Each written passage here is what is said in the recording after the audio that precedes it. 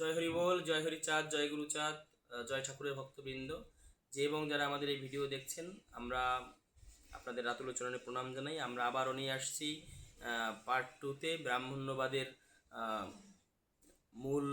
আমরা আসলে ব্রাহ্মণ্যবাদকে আমরা বর্জন করেছি কেন, এই বিষয় নিয়ে আপনারা দেখে থাকবেন। যে আগে যে ভিডিওটা করেছিলাম সেই ভিডিওটা দেখেছেন। আমরা ব্রাহ্মণ্যবাদকে, যে মাতা পিতা মারা গেলে ব্রাহ্মণ দিয়ে কাজ করানো যাবে কিনা বা লাগবেই কিনা, বাধ্যতামূলক কিনা, সেই বিষয়ে বলা হয়েছে।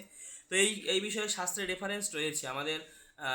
যে স্মৃতিশাস্ত্র, স্মৃতিচিন্তামণি শাস্ত্র, সেই স্মৃতিচিন্তামণি শাস্ত্রের 280 পৃষ্ঠায় বর্ণনা করা হয়েছে যে আসলে পিতামাতা মারা গেলে শ্রাদ্ধ কর্মে পুরোহিত বা ব্রাহ্মণ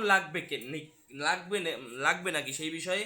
তো ওখানে বলা হয়েছে যে পিতামাতা মারা গেলে কি করতে হবে। যে ওখানে বলা হইল, স্বগোত্রীয় প্রতিনিধি দ্বারা পিতৃগণের শ্রাদ্ধাদি করিবে, অন্য গোত্রাদি দ্বারা করিলে তাহা শ্রাদ্ধ কর্ম নিষ্ফল হইয়া থাকে, শ্রাদ্ধকর্তা বা শ্রাদ্ধকারী নরকগমন হয়। আপনারা আবার একটা বিষয় তুলে দেখবেন, আমাদের যে ব্রাহ্মণগণ আমাদের যে পাথি দেন, সেই পাথিতে বিভিন্ন কিছু লেখা থাকেন, মানে বিভিন্ন কিছু লেখা থাকেন যে ছাতি, লাঠি, পাটি, ঘটি, বাটি, ধন দৌলত, টাকা পয়সা, এই যে গরু, জমি, এই যে একটি মানে মানুষকে শোষণের একটি পন্থা, এই বিষয়ে গুরুচাঁদ ঠাকুর বলেছেন যে ব্রাহ্মণের রচিত যত অভিনব গ্রন্থ, ব্রাহ্মণ প্রধান মার্কা বিজ্ঞাপন যন্ত্র, ওরা যে শাস্ত্র গ্রন্থ রচনা করেছেন ওদের নিজেদের স্বার্থ চরিতার্থের জন্য আমাদের উপরে সেইগুলি চাপিয়ে দেয়। আসলে আপনারা যদি পুরোহিত দর্পণকে অনুসরণ করেন, সুরেন্দ্রমোহন ভট্টাচার্যের লেখা, তো সেই পুরোহিত দর্পণে লেখা রয়েছে যে শ্রাদ্ধ দিনে দান নিষিদ্ধ,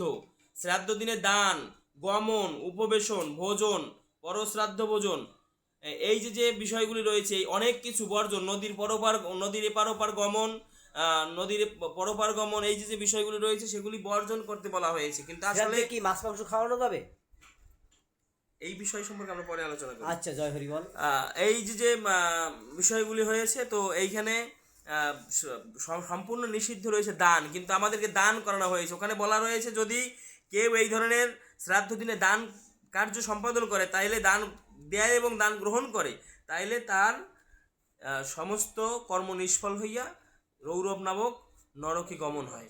আসলে এই যে বিষয়গুলি, এই যে ব্রাহ্মণ্যবাদের চরম কষাঘাতে পড়ে আমরা তাদের শোষণ কলকে এখন আমরা সমাজে প্রতিষ্ঠিত করে রেখেছি, এটাকে বর্জন করা উচিত।